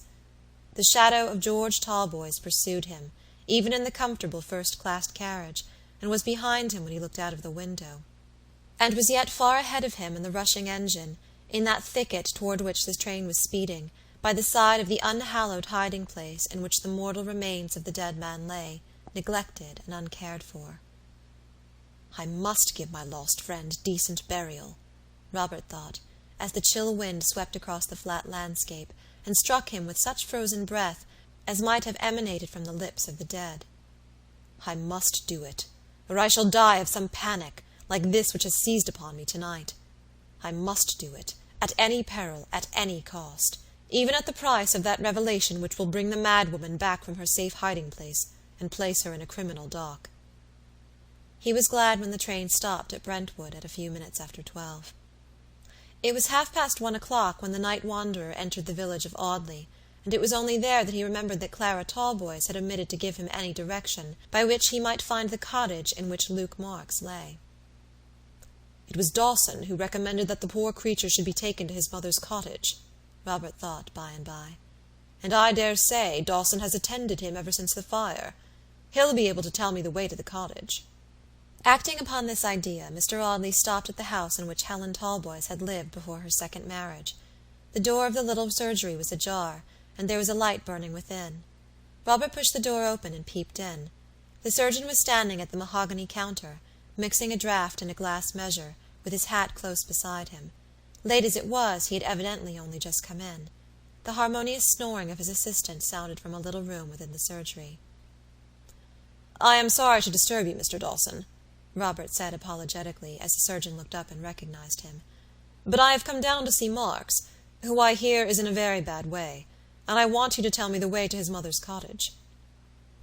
"I'll show you the way, Mr. Audley," answered the surgeon. "I am going there this minute." "The man is very bad, then?" "So bad that he can be no worse. The change that can happen is that change which will take him beyond the reach of any earthly suffering." "Strange!" exclaimed Robert. "He did not appear to be much burned." "He was not much burnt. Had he been, I should never have recommended him being removed from Mount Stanning. It is the shock that has done the business. He has been in a raging fever for the last 2 days, but tonight he is much calmer, and I'm afraid before tomorrow night we shall have seen the last of him." "He has asked to see me, I am told," said Mr. Audley. "Yes," answered the surgeon carelessly. "A sick man's fancy, no doubt. You dragged him out of the house, and did your best to save his life. I dare say, rough and boorish as the poor fellow is, he thinks a good deal of that." They had left the surgery, the door of which Mr. Dawson had locked behind him. There was money in the till, perhaps, for surely the village apothecary could not have feared that the most daring housebreaker would imperil his liberty in the pursuit of blue pill and colocynth, of salts and senna. The surgeon led the way along the silent street, and presently turned into a lane at the end of which Robert Audley saw the wan glimmer of a light which told of the watch that is kept by the sick and dying, a pale, melancholy light, which always has a dismal aspect when looked upon in this silent hour betwixt night and morning. It shone from the window of the cottage in which Luke Marks lay, watched by his wife and mother. Mr. Dawson lifted the latch, and walked into the common room of the little tenement, followed by Robert Audley. It was empty, but a feeble tallow candle, with a broken back, and a long cauliflower-headed wick, sputtered upon the table. The sick man lay in the room above. "Shall I tell him you are here?" asked Mr. Dawson. Yes, if you please. But be cautious how you tell him, if you think the news likely to agitate him. I am in no hurry. I can wait. You can call me when you think I can safely come upstairs." The surgeon nodded, and softly ascended the narrow wooden stairs leading to the upper chamber.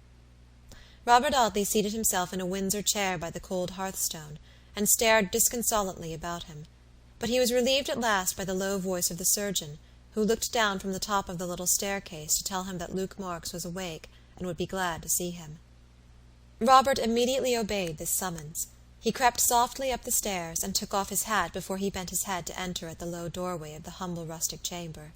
He took off his hat in the presence of this common peasant man, because he knew that there was another and a more awful presence hovering about the room, and eager to be admitted. Phoebe Marks was sitting at the foot of the bed, with her eyes fixed upon her husband's face, not with any very tender expression in the pale light, but with a sharp, terrified anxiety, which showed that it was the coming of death itself that she dreaded, rather than the loss of her husband. The old woman was busy at the fireplace, airing linen and preparing some mess of broth, which it was not likely the patient would ever eat. The sick man lay with his head propped up by pillows, his coarse face deadly pale, and his great hands wandering uneasily about the coverlet. Phoebe had been reading to him, for an open Testament lay among the medicine and lotion bottles upon the table near the bed. Every object in the room was neat and orderly, and bore witness of that delicate precision which had always been a distinguishing characteristic of Phoebe. The young woman rose as Robert Audley crossed the threshold, and hurried toward him. "Let me speak to you for a moment, sir, before you talk to Luke," she said in an eager whisper. "Pray let me speak to you first." "What's the gal a-saying there?" asked the invalid in a subdued roar, which died away hoarsely on his lips. He was feebly savage, even in his weakness. The dull glaze of death was gathering over his eyes, but they still watched Phoebe with a sharp glance of dissatisfaction. "What's she up to there?" he said. "I won't have no plotting and no hatching again me. I want to speak to Mr. Audley my own self, and whatever I done I'm going to answer for. If I done any mischief, I'm a-going to try and undo it. What's she a-saying?" "She ain't a-saying nothin', lovey," answered the old woman, going to the bedside of her son, who, even when made more interesting than usual by illness, did not seem a very fit subject for this tender appellation. "She's only a-telling the gentleman how bad you've been, my pretty." "What I'm a-going to tell, I'm only a-going to tell to him, remember," growled Mr. Marks. "And catch me a-telling of it to him, if it warn't for what he done for me the other night." "To be sure not, lovey," answered the old woman soothingly. Phoebe Marks had drawn Mr. Audley out of the room and onto the narrow landing at the top of the little staircase. This landing was a platform of about 3 feet square, and it was as much as the two could manage to stand upon it without pushing each other against the whitewashed wall or backward down the stairs. "Oh, sir, I wanted to speak to you so badly," Phoebe answered eagerly. "You know what I told you when I found you safe and well upon the night of the fire." Yes, yes. "I told you what I suspected, what I think still." "Yes, I remember." "But I never breathed a word of it to anybody but you, sir, and I think that Luke has forgotten all about that night. I think that what went before the fire has gone clean out of his head altogether. He was tipsy, you know, when she came to the castle, and I think he was so dazed and scared-like by the fire that it all went out of his memory. He doesn't suspect what I suspect at any rate, or he'd have spoken of it to anybody and everybody, but he's dreadful spiteful against my lady, for he says if she'd have let him have a place at Brentwood or Chelmsford, this wouldn't have happened. So what I wanted to beg of you, sir, is not to let a word drop before Luke." "Yes, yes, I understand. I will be careful." "My lady has left the court, I hear, sir." "Yes." "Never to come back, sir." "Never to come back." "But she has not gone where she'll be cruelly treated, where she'll be ill-used." "No, she will be very kindly treated." "I'm glad of that, sir. I beg your pardon for troubling you with the question, sir, but my lady was a kind mistress to me." Luke's voice, husky and feeble, was heard within the little chamber at this period of the conversation, demanding angrily when "that gal would have done jawing," upon which Phoebe put her finger to her lips and led Mr. Audley back into the sick-room. "I don't want you," said Mr. Marks decisively, as his wife re-entered the chamber. "I don't want you. You've no call to hear what I've got to say. I only want Mr. Audley, and I wants to speak to him all alone, with none of your sneaking listening at doors, d'ye hear? So you may go downstairs and keep there till you're wanted, and you may take Mother. No, Mother may stay. I shall want her presently." The sick man's feeble hand pointed to the door, through which his wife departed very submissively. "I've no wish to hear anything, Luke," she said, "but I hope you won't say anything against those that have been good and generous to you."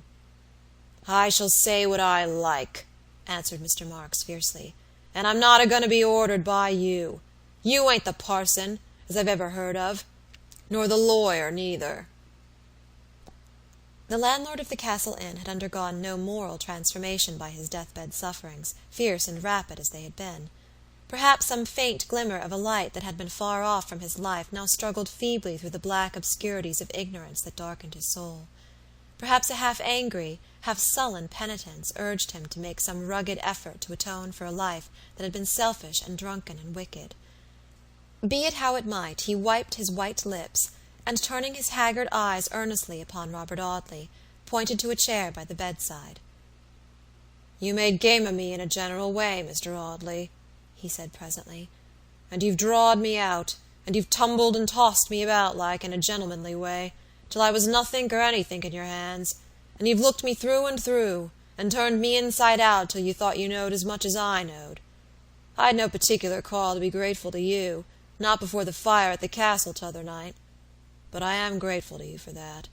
I'm not grateful to folks in a general way, p'raps, because the things as gentlefolks have almost allus been the very things I didn't want.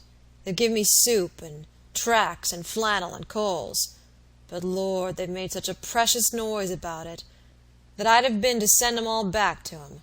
But when a gentleman goes and puts his own life in danger to save a drunken brute like me, the drunkenest brute as ever was feels grateful like to that gentleman, and wishes to say before he dies, which he sees in the doctor's face as he ain't got long to live, 'Thank ye, sir. I'm obliged to you.'" Luke Marks stretched out his left hand, the right hand had been injured by the fire and was wrapped in linen, and groped feebly for that of Mr. Robert Audley. The young man took the coarse but shrunken hand in both his own, and pressed it cordially. "I need no thanks, Luke Marks," he said. "I was very glad to be of service to you." Mr. Marks did not speak immediately. He was lying quietly upon his side, staring reflectingly at Robert Audley. "You was uncommon fond of that gent as disappeared at the court, weren't you, sir?" he said at last.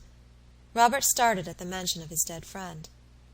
"You was uncommon fond of that Mr. Talboys, I've heard say, sir," repeated Luke. Yes, answered Robert, rather impatiently. He was my very dear friend. I've heard the servants at the court say how you took on when you couldn't find him. I've heard the landlord of the Sun Inn say how cut up you was when you first missed him. If the two gents had been brothers, the landlord said, our gent, meaning you, sir, couldn't have been more cut up when he missed the other. Yes, I know, said Robert. Pray do not speak any more of this subject. I cannot tell you now how much it distresses me. Was he to be forever haunted by the ghost of his unburied friend? He came here to comfort the sick man, and even here he was pursued by this relentless shadow. Even here he was reminded of the secret crime which had darkened his life. Listen to me, Marks, he said earnestly. Believe me that I appreciate your grateful words, and that I am very glad to have been of service to you. But before you say anything more, let me make one most solemn request. If you have sent for me that you may tell me anything of the fate of my lost friend, I entreat you to spare yourself, and to spare me that horrible story. You can tell me nothing which I do not already know. The worst you can tell me of the woman who was once in your power has already been revealed to me by her own lips. Pray then be silent upon this subject. I say again, you can tell me nothing which I do not know. Luke Marks looked musingly at the earnest face of his visitor, and some shadowy expression, which was almost like a smile, flitted feebly across the sick man's haggard features. I can't tell you nothing you don't know, he asked. Nothing. Then it ain't no good for me to try, said the invalid thoughtfully. Did she tell you? He asked after a pause. I must beg, Marks, that you will drop the subject, Robert answered almost sternly. I have already told you that I do not wish to hear it spoken of. Whatever discoveries you made your market out of them. Whatever guilty secrets you got possession of, you were paid for keeping silence. You had better keep silence to the end. Had I? Cried Luke Marks in an eager whisper. Had I really now better hold my tongue to the last? I think so, most decidedly. You traded on your secret, and you were paid to keep it. It would be more honest to hold to your bargain and keep it still. But suppose I want to tell something, cried Luke with feverish energy. Suppose I feel I can't die with a secret on my mind, and have asked to see you on purpose that I might tell you. Suppose that, and you'll suppose nothing but the truth. I'd have been burned alive before I've told her. He spoke these words between his set teeth, and scowled savagely as he uttered them. I'd have been burned alive first. I made her pay for her pretty insolent ways. I made her pay for her airs and graces. I'd never have told her. Never. I had my power over her, and I kept it. I had my secret, and was paid for it, and there wasn't a petty slight as she ever put upon me or mine that I didn't pay her out for 20 times over. Marks, for heaven's sake, be calm, said Robert earnestly. What are you talking of? What is it that you could have told? I'm a-going to tell you, answered Luke, wiping his lips. Give us a drink, Mother. The old woman poured out some cooling drink into a mug and carried it to her son. He drank it in an eager hurry, as if he felt that the brief remainder of his life must be a race with the pitiless pedestrian, time. Stop where you are, he said to his mother, pointing to a chair at the foot of the bed. The old woman obeyed, and seated herself meekly opposite to Mr. Audley. I'll ask you another question, Mother, said Luke, and I think it'll be strange if you can't answer it. Do you remember when I was at work upon Atkinson's farm, before I was married, you know, and when I was living down here along of you? Yes, Mrs. Marks answered, nodding triumphantly. I remember that, my dear. It were last fall, just about as the apples was being gathered in the orchard across our lane, and about the time as you had your new sprigged waistcoat. I remember, Luke, I remember. Mr. Audley wondered where all this was to lead to, and how long he would have to sit by the sick man's bed, hearing a conversation that had no meaning to him. If you remember that much, maybe you'll remember more, Mother, said Luke. Can you call to mind my bringing someone home here one night, while Atkinsons was stacking the last of their corn? Once more Mr. Audley started violently, and this time he looked up earnestly at the face of the speaker, and listened with a strange, breathless interest that he scarcely understood himself to what Luke Marks was saying. I recollect your bringing home Phoebe, the old woman answered with great animation. I recollect your bringing Phoebe home to take a cup of tea, or a little snack o' supper, a mort o' times." "Bother Phoebe!" cried Mr. Marks. "Who's talking of Phoebe? What's Phoebe that anybody should go to put theirselves out about her? Do you remember my bringing home a gentleman after 10 o'clock one September night, a gentleman as was wet through to the skin and was covered with mud and slush and green slime and black muck from the crown of his head to the sole of his foot, and had his arm broke and his shoulder swelled up awful, and was such an object that nobody would have knowed him, a gentleman as had to have his clothes cut off him in some places, and has sat by the kitchen fire, staring at the coals as if he had gone mad or stupid like, and didn't know where he was or who he was, and has had to be cared for like a baby, and dressed and dried and washed and fed with spoonfuls of brandy, that had to be forced between his locked teeth before any life could be got into him. Do you remember that, Mother?" The old woman nodded, and muttered something to the effect that she remembered all these circumstances most vividly, now that Luke happened to mention them. Robert Audley uttered a wild cry, and fell down upon his knees by the side of the sick man's bed. "My God!" he ejaculated, "I thank thee for thy wondrous mercies. George Talboys is alive!" "Wait a bit," said Mr. Marks. "Don't you be too fast. Mother, give us down that tin box on the shelf over again that chest of drawers, will you?" The old woman obeyed, and after fumbling among broken teacups and milk jugs, lidless wooden cotton boxes, and a miscellaneous litter of rags and crockery, produced a tin snuff-box with a sliding lid, a shabby, dirty-looking box enough. Robert Audley still knelt by the bedside with his face hidden by his clasped hands. Luke Marks opened the tin box. "There ain't no money in it, more's the pity," he said. "Or if there had been, it wouldn't have been let stop very long. But there's summat in that perhaps you'll think quite as valuable as money, and that's what I'm going to give you as proof that a drunken brute can feel thankful to them as is kind to him." He took out 2 folded papers, which he gave into Robert Audley's hands. They were 2 leaves torn out of a pocket-book, and they were written upon in pencil, and in a handwriting that was quite strange to Mr. Audley, a cramped, stiff, and yet scrawling hand, such as some ploughman might have written. "I don't know this writing," Robert said as he eagerly unfolded the first of the 2 papers. "What has this to do with my friend? Why do you show me these?" "Suppose you read 'em first," said Mr. Marks, "and ask me questions about 'em afterwards." The first paper which Robert Audley had unfolded contained the following lines, written in that cramped yet scrawling hand which was so strange to him. "My dear friend, I write to you in such utter confusion of mind as perhaps no man ever before suffered. I cannot tell you what has happened to me. I can only tell you that something has happened which will drive me from England, a broken-hearted man, to seek some corner of the earth in which I may live and die unknown and forgotten. I can only ask you to forget me. If your friendship could have done me any good, I would have appealed to it. If your counsel could have been any help to me, I would have confided in you. But neither friendship nor counsel can help me, and all I can say to you is this: God bless you for the past, and teach you to forget me in the future. G.T. The second paper was addressed to another person, and its contents were briefer than those of the first. Helen, may God pity and forgive you for that which you have done today, as truly as I do. Rest in peace. You shall never hear of me again. To you and to the world I shall henceforth be that which you wished me to be today. You need fear no molestation from me. I leave England never to return. G.T. Robert Audley sat staring at these lines in hopeless bewilderment. They were not in his friend's familiar hand, and yet they purported to be written by him and were signed with his initials. He looked scrutinizingly at the face of Luke Marks, thinking that perhaps some trick was being played upon him. "This was not written by George Talboys," he said. "It was," answered Luke Marks.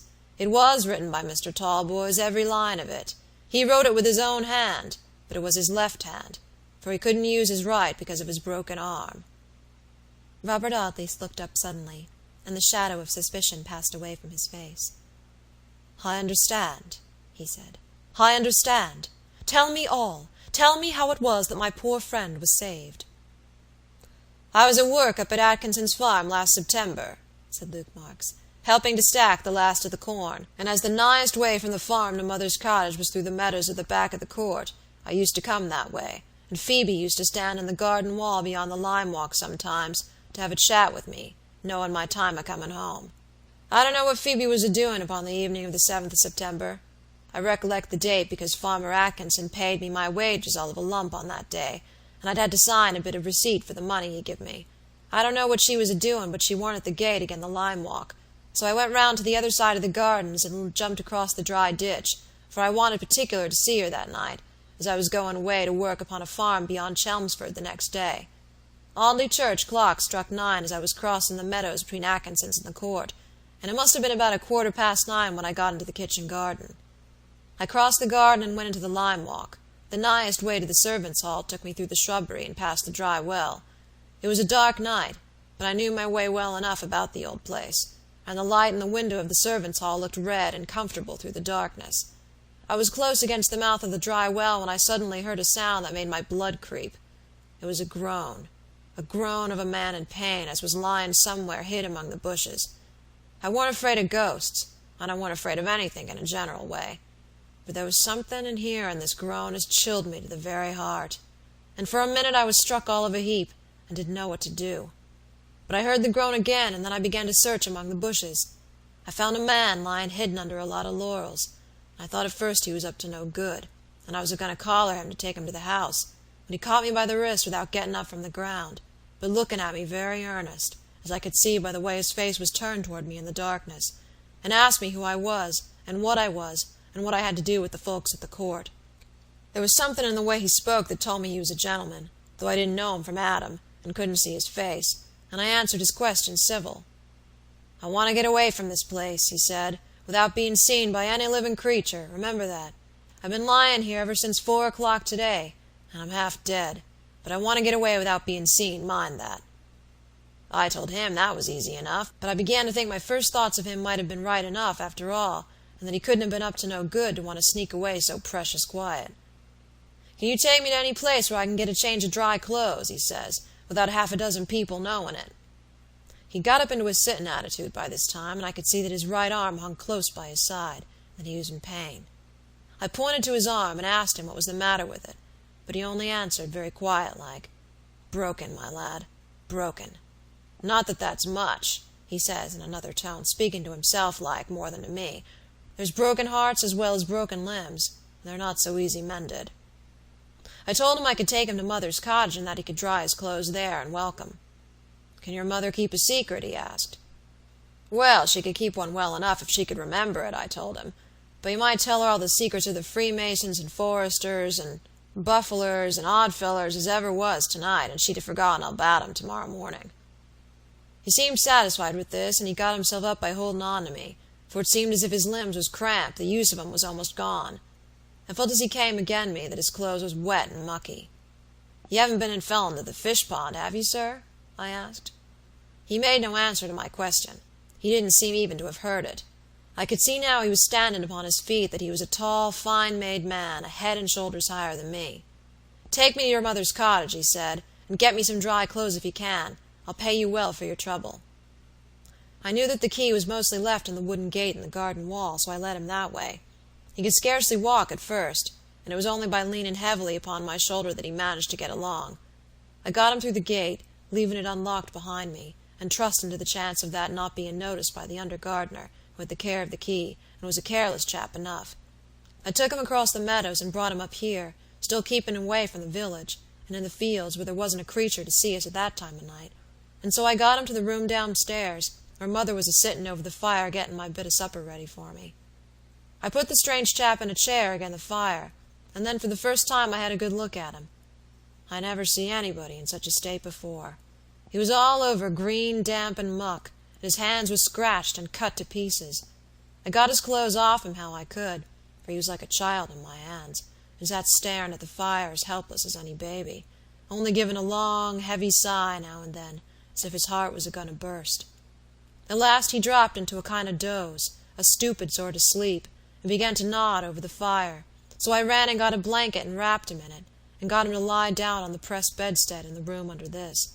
I sent Mother to bed, and I sat by the fire and watched him, and kept the fire up till it was just upon daybreak, when he woke up all of a sudden with a start, and said he must go, directly this minute. I begged him not to think of such a thing, and told him he weren't fit to move for ever so long. But he said he must go, and he got up, and though he staggered like, and at first could hardly stand steady 2 minutes together, he wouldn't be beat, and he got me to dress him in his clothes as I dried and cleaned as well as I could while he lay to sleep. I did manage it at last, but the clothes was awful spoiled, and he looked a dreadful object, with his pale face and a great cut on his forehead that I'd washed and tied up with a handkercher. He could only get his coat on by buttoning it round his neck, for he couldn't put a sleeve upon his broken arm. But he held out again everything, though he groaned every now and then, and what with the scratches and bruises on his hands and the cut upon his forehead, and his stiff limbs and broken arm, he'd plenty of call to groan, and by the time it was broad daylight he was dressed and ready to go. "What's the nearest town to this upon the London road?" he asked me. I told him as the nighest town was Brentwood. "Very well, then," he says, "if you'll go with me to Brentwood, and take me to some surgeon as'll set my arm, I'll give you a £5 note for that and all your other trouble." I told him that I was ready and willing to do anything as he wanted done, and asked him if I shouldn't go and see if I could borrow a cart from one of the neighbors to drive him over in, for I told him it was a good 6 miles walk. He shook his head. No, no, no, he said. He didn't want anybody to know anything about him. He'd rather walk it. He did walk it, and he walked like a good un, too, though I know as every step he took of them 6 miles he took in pain. But he held out as he'd held out before. I never see such a chap to hold out in all my blessed life. He had to stop sometimes and lean again a gateway to get his breath, but he held out still, till at last we got into Brentwood, and then he says, "Take me to the nighest surgeon's," and I waited while he had his arm set in splints, which took a precious long time. The surgeon wanted him to stay in Brentwood till he was better, but he says it warn't to be heard on. He must get up to London without a minute's loss of time, so the surgeon made him as comfortable as he could, considering, and tied up his arm in a sling. Robert Audley started. A circumstance connected with his visit to Liverpool dashed suddenly back upon his memory. He remembered the clerk who had called him back to say there was a passenger who took his berth on board the Victoria Regia within an hour or so of the vessel's sailing, a young man with his arm in a sling, who had called himself by some common name, which Robert had forgotten. "When his arm was dressed," continued Luke, "he says to the surgeon, 'Can you give me a pencil to write something before I go away?' The surgeon smiles and shakes his head. 'You'll never be able to write with that there hand today,' he says, pointing to the arm as it just been dressed. 'Perhaps not,' the young chap answers, quiet enough, 'but I can write with the other.' 'Can't I write it for you?' says the surgeon. 'No, thank you,' says the other, 'and what I've got to write is private. If you can give me a couple of envelopes, I'll be obliged to you.' With that the surgeon goes to fetch the envelopes, and the young chap takes a pocket-book out of his coat pocket with his left hand. The cover was wet and dirty, but the inside was clean enough, and he tears out a couple of leaves and begins to write upon 'em, as you see, and he writes dreadful awkward with his left hand, and he writes slow, but he contrives to finish what you see, and then he puts the 2 bits of writing into the envelopes as the surgeon brings 'em, and he seals 'em up, and he puts a pencil cross upon one of 'em, and nothing on the other, and then he pays the surgeon for his trouble, and the surgeon says, ain't there nothing more he can do for him? And can't he persuade him to stay in Brentwood till his arm's better? But he says, no, it ain't possible. And then he says to me, 'Come along with me to the railway station, I'll give you what I've promised.' So I went to the station with him. We was in time to catch the train as stops at Brentwood at 8:30, and we had 5 minutes to spare. So he takes me into a corner of the platform, and he says, 'I wants you to deliver these here letters for me,' which I had told him I was willing. 'Very well, then,' he says, 'look here, you know Audley Court?'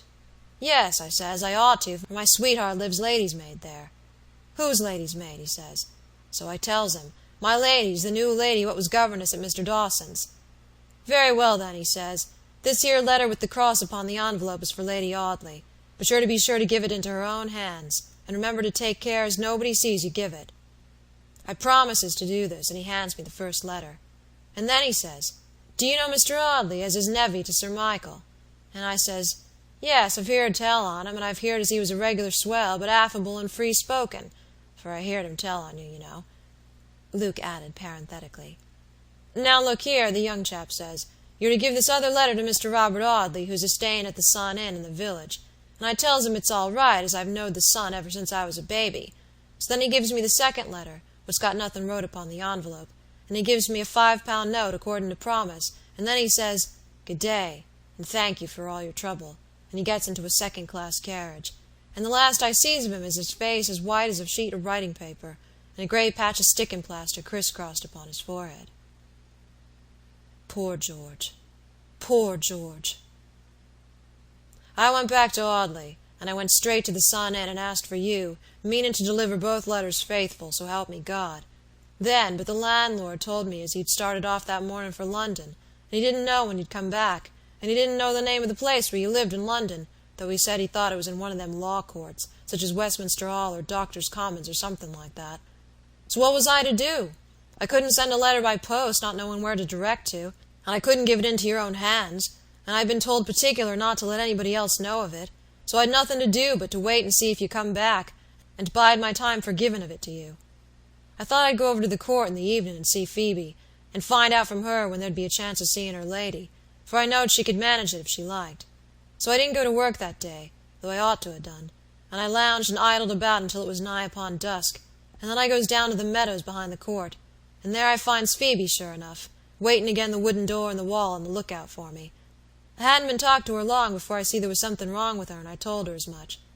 Well, she says, I ain't quite myself this evening, for I had an upset yesterday, and I ain't got over it yet. The upset, I says, you had a quarrel with your missus, I suppose. She didn't answer me directly, but she smiled the queerest smile as I ever see, and presently she says, No, Luke, and we're nothing of that kind, and what's more, nobody could be friendlier toward me than my lady. I think she'd do anything for me a'most, and I think whether it was a bit of farming stock and furniture or such like, or whether it was the goodwill of a public house, she wouldn't refuse me anything 'cause I asked her. I couldn't make out this, for it was only a few days before she told me her missus was selfish and extravagant. We might wait a long time before we could get what we wanted from her. So I says to her, Why, this is rather sudden like, Phoebe, and she says, Yes, it is sudden. She smiles again, just the same sort of smile as before. Upon that I turns round upon her sharp, and says, I'll tell you what it is, my gal, you're a-keeping something from me, something you've been told or something you've found out, and if you think you're a-going to try that game on with me, you'll find you're very much mistaken, and so I give you warning. But she laughed it off, and says, Lor, Luke, what could have put such fancies into your head? Perhaps other people can keep secret as well as you, I said. Perhaps other people can make friends as well as you. There was a gentleman came here to see your missus yesterday, warn't there? A tall young gentleman with a brown beard. Instead of answering of me like a Christian, my cousin Phoebe bursts out a-crying, and wrings her hands, and goes on awful, until I'm dashed if I can make out what she's up to. But little by little I got it out of her, for I wouldn't stand no nonsense. Fine, she told me how she'd been sitting at work at the window of her little room, which was at the top of the house, right up in one of the gables, and overlooked the lime walk and the shrubbery and the well, when she see my lady walking with a strange gentleman, and they walked together for a long time, until by and by they— Stop! Cried Robert. I know the rest. Well, Phoebe told me all about what she see, and she told me she'd met her lady almost directly afterward, and something had passed between 'em, not much, but enough to let her missus know that the servant what she looked down upon had found out that as would put her in that servant's power to the last day of her life. And she is in my power, Luke, says Phoebe, and she'll do anything in the world for us if we keep her secret. So you see, both my Lady Audley and her maid thought as the gentleman, as I'd seen safe off by the London train, was lying dead at the bottom of the well. If I was to give the letter, they'd find out the contrary of this, and if I was to give the letter, Phoebe and me would lose the chance of getting started in life by her missus. So I kept the letter, and I kept my secret, and my lady kept hern. But I thought if she acted liberal by me, and gave me the money I wanted, free like, I'd tell her everything, and make her mind easy. But she didn't. Whatever she give me, she throwed me as if I'd been a dog. Whenever she spoke to me, she spoke as she might have spoken to a dog, and a dog she couldn't abide the sight of. There was no word in her mouth that was too bad for me. There was no toss as she could give her head that was too proud and scornful for me.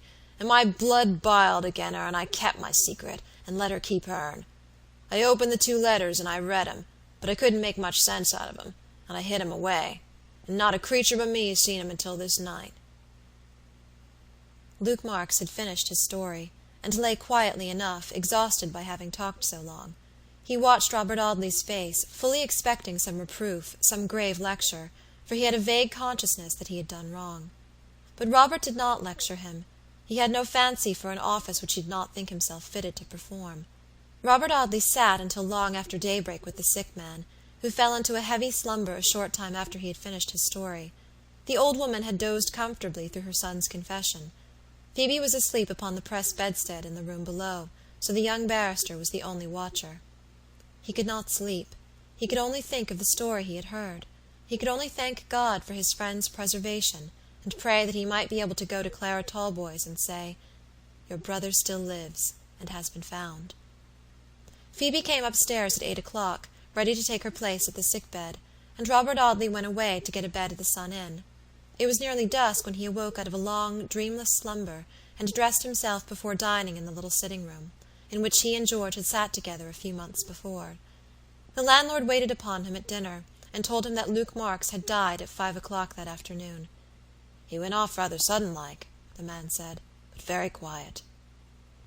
Robert Audley wrote a long letter that evening, addressed to Madame Taylor, care of Monsieur Val, Villebremeuse, a long letter in which he told the wretched woman who had borne so many names, and was to bear a false one for the rest of her life, the story that the dying man had told him.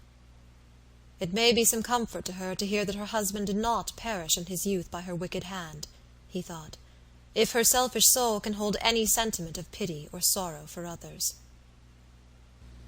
Chapter 39. Restored. Clara Talboys returned to Dorsetshire to tell her father that his only son had sailed for Australia upon the 9th of September, and that it was most probable he yet lived, and would return to claim the forgiveness of the father he had never very particularly injured, except in the matter of having made that terrible matrimonial mistake, which had exercised so fatal an influence upon his youth. Mr. Harcourt Talboys was fairly nonplussed. Junius Brutus had never been placed in such a position as this, and seeing no way of getting out of this dilemma by acting after his favorite model, Mr. Talboys was fain to be natural for once in his life, and to confess that he had suffered much uneasiness and pain of mind about his only son since his conversation with Robert Audley, and that he would be heartily glad to take his poor boy to his arms whenever he should return to England. But when was he likely to return, and how was he to be communicated with? That was the question. Robert Audley remembered the advertisements which he had caused to be inserted in the Melbourne and Sydney papers. If George had re-entered either city alive, how was it that no notice had ever been taken of that advertisement? Was it likely that his friend would be indifferent to his uneasiness?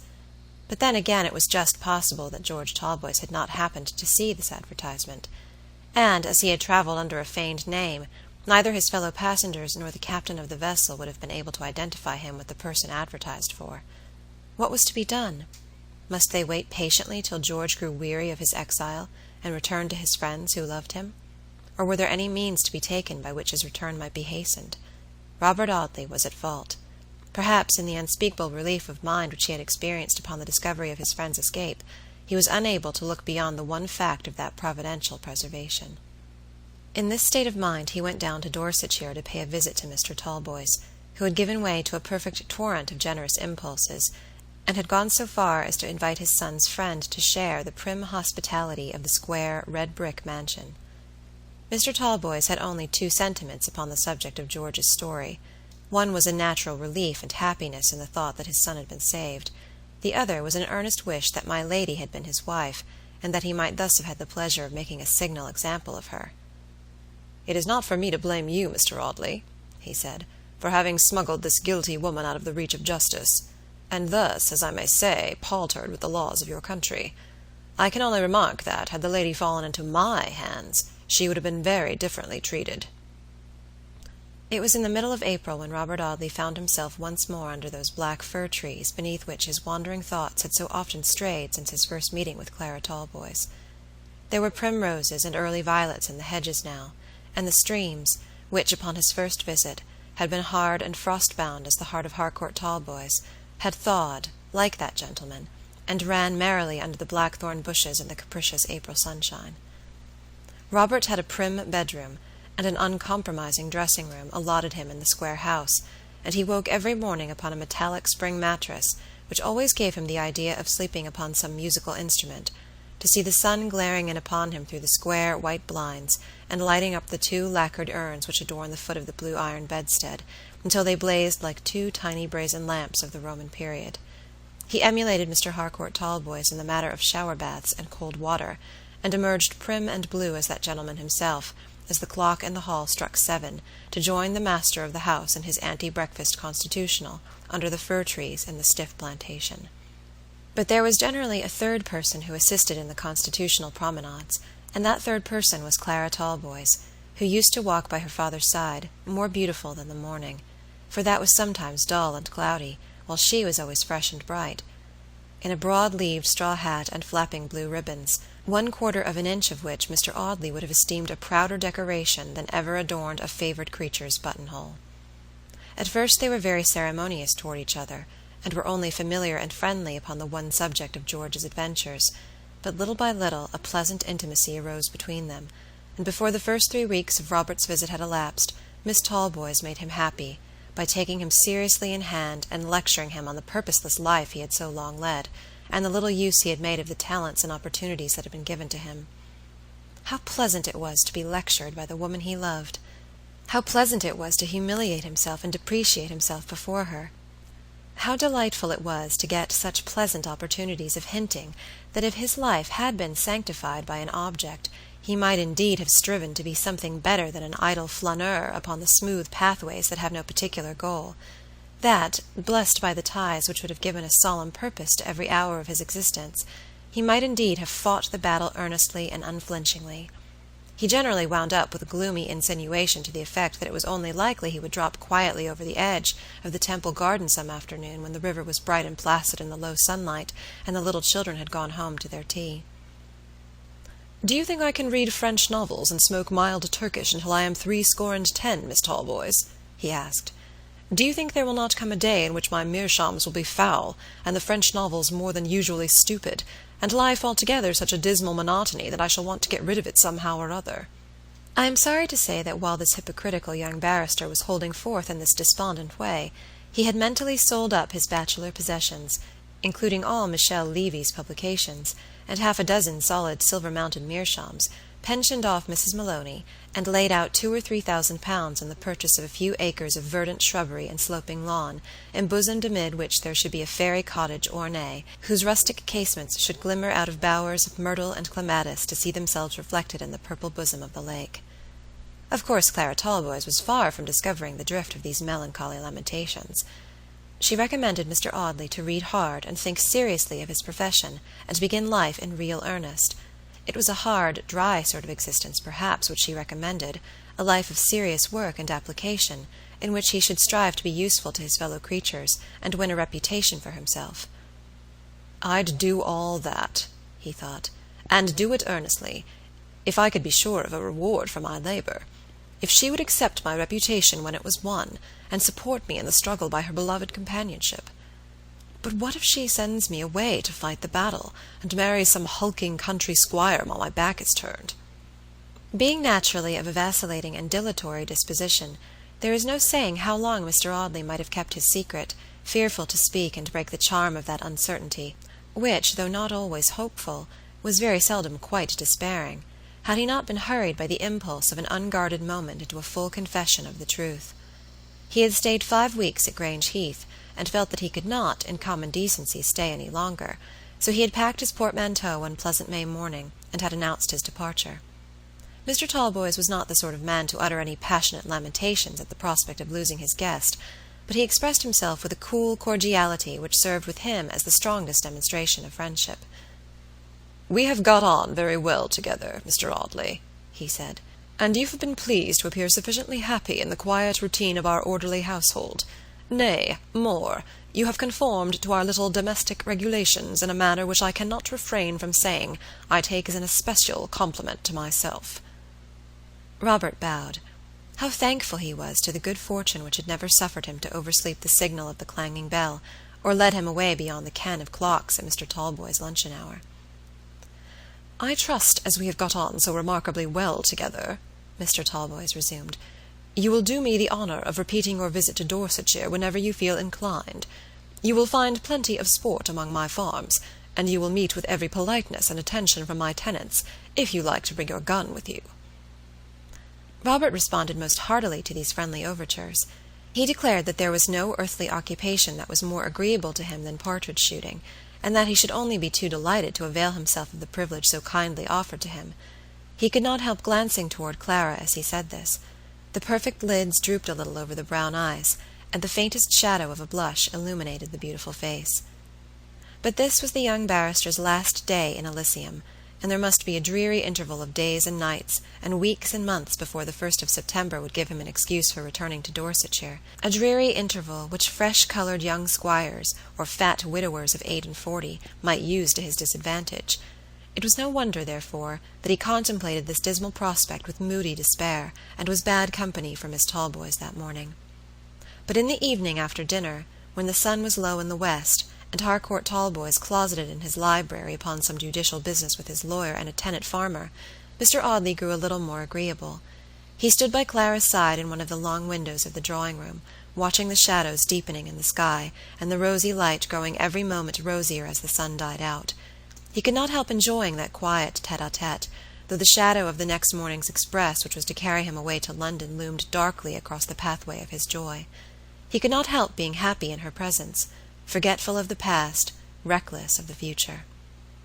They talked of the one subject which was always a bond of union between them. They talked of her lost brother George. She spoke of him in a very melancholy tone this evening. How could she be otherwise than sad, remembering that if he lived, and she was not even sure of that, he was a lonely wanderer, far away from all who loved him, and carrying the memory of a blighted life wherever he went. "I cannot think how papa can be so resigned to my poor brother's absence," she said, "for he does love him, Mr. Audley. Even you must have seen lately that he does love him. But I cannot think how he can so quietly submit to his absence. If I were a man, I would go to Australia, and find him, and bring him back, if he was still to be found among the living," she added in a lower voice. She turned her face away from Robert and looked out at the darkening sky. He laid his hand upon her arm. It trembled in spite of him, and his voice trembled too as he spoke to her. "Shall I go to look for your brother?" he said. "You?" She turned her head and looked at him earnestly through her tears. "You, Mr. Audley? Do you think that I could ask you to make such a sacrifice for me, or for those I love?" "And do you think, Clara, that I should think any sacrifice too great a one if it were made for you? Do you think there is any voyage I would refuse to take, if I knew that you would welcome me when I came home, and thank me for having served you faithfully? I will go from one end of the continent of Australia to the other to look for your brother, if you please, Clara, and will never return alive unless I bring him with me, and will take my chance of what reward you shall give me for my labor." Her head was bent, and it was some moments before she answered him. "You are very good and generous, Mr. Audley," she said at last, "and I feel this offer too much to be able to thank you for it. But what you speak of could never be. By what right could I accept such a sacrifice?" "By the right which makes me your bounden slave for ever and ever, whether you will or no. By right of the love I bear you, Clara," cried Mr. Audley, dropping on his knees, rather awkwardly it must be confessed, and covering a soft little hand that he had found half hidden among the folds of a silken dress, with passionate kisses. "I love you, Clara," he said. "I love you. You may call for your father and have me turned out of the house this moment if you like, but I shall go on loving you all the same, and I shall love you for ever and ever, whether you will or no." The little hand was drawn away from his, but not with a sudden or angry gesture, and it rested for one moment lightly and tremulously upon his dark hair. "Clara, Clara," he murmured in a low, pleading voice, "shall I go to Australia to look for your brother?" There was no answer.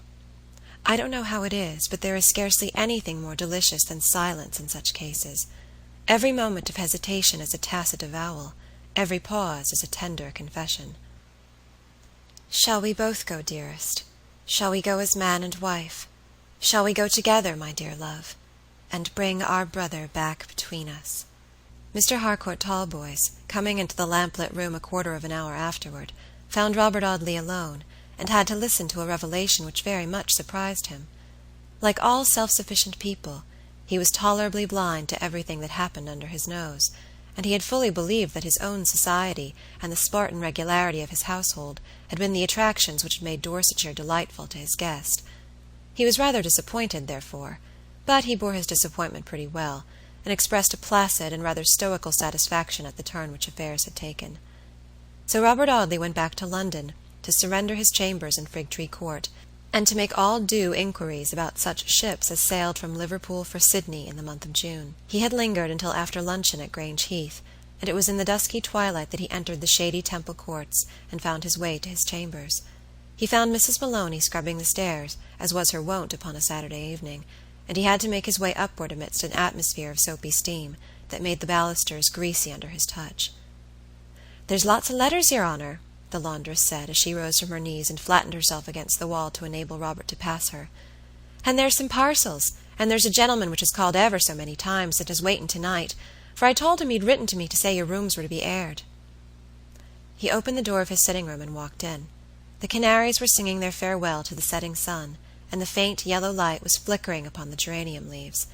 The visitor, whoever he was, sat with his back to the window and his head bent upon his breast, but he started up as Robert Audley entered the room, and the young man uttered a great cry of delight and surprise, and opened his arms to his lost friend, George Talboys. We know how much Robert had to tell. He touched lightly and tenderly upon that subject which he knew was cruelly painful to his friend. He said very little of the wretched woman who was wearing out the remnant of her wicked life in the quiet suburb of the forgotten Belgian city. George Talboys spoke very briefly of that sunny 7th of September, upon which he had left his friend sleeping by the trout stream, while he went to accuse his false wife of that conspiracy which had well-nigh broken his heart. "God knows that from the moment in which I sunk into the black pit, knowing the treacherous hand that had sent me to what might have been my death, my chief thought was of the safety of the woman who had betrayed me. I fell upon my feet upon a mass of slush and mire, but my shoulder was bruised, and my arm broken against the side of the well. I was stunned and dazed for a few minutes, but I roused myself by an effort, for I felt that the atmosphere I breathed was deadly. I had my Australian experiences to help me in my peril. I could climb like a cat. The stones of which the well was built were rugged and irregular, and I was able to work my way upward by planting my feet in the interstices of the stones, and resting my back at times against the opposite side of the well, helping myself as well as I could with my hands, though one arm was crippled. It was hard work, Bob, and it seemed strange that a man who had long professed himself weary of this life should take so much trouble to preserve it. I think I must have been working upward of half an hour before I got to the top. I know the time seemed an eternity of pain and peril. It was impossible for me to leave the place until after dark without being observed, so I hid myself behind a clump of laurel bushes, and lay down on the grass faint and exhausted to wait for nightfall. The man who found me there told you the rest, Robert." "Yes, my poor old friend. Yes, he told me all." George had never returned to Australia after all. He had gone on board the Victoria Regia, but had afterward changed his berth for one in another vessel belonging to the same owners, and had gone to New York, where he had stayed as long as he could endure the loneliness of an existence which separated him from every friend he had ever known. "Jonathan was very kind to me, Bob," he said.